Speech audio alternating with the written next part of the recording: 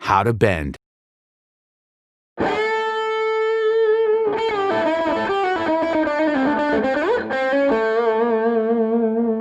Bending is a technique that is often used in rock and blues. It's a great feeling and adds expression and character to your playing.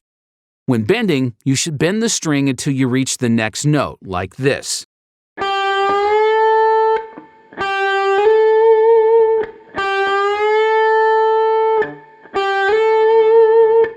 It takes time to learn to do this accurately, but as you'll notice, Amped will help you along the way. After a while, once your ears recognize the correct pitch in the bend, you should practice bending also without Amp.